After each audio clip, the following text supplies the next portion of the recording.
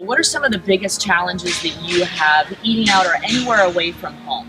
Probably the biggest challenge for me is always going to be trying to find healthy snacks inside the airport because I travel a whole lot and the airport doesn't really give you a bunch of different healthy options. Yeah. So when you're in a rush trying to get from plane to plane, city to city, trying to be consistent with what you eat is probably the toughest thing.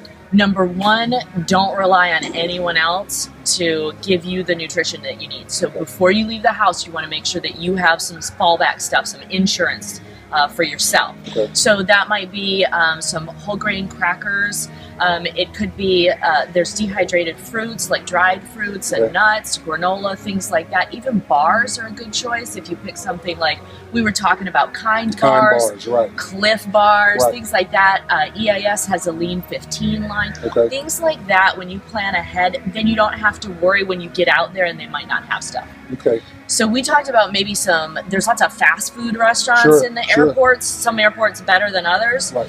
But you can always go to one of the newsstands if you have to and get like a beef jerky. In the worst case scenario, something like So the newsstands, not necessarily the restaurants, but Exactly. the actual places where they sell other things that Right. have the snack foods there. That's a little change in the mindset because they do Cool. have some healthy bars. If you're looking for healthy bars, make sure there's a little protein in them, Okay. but also some fiber. So we talked about looking for 10% or more on the fiber. Protein and fiber. Yeah, it'll at least tide you over. Get some water and it'll tide you over until you get a meal.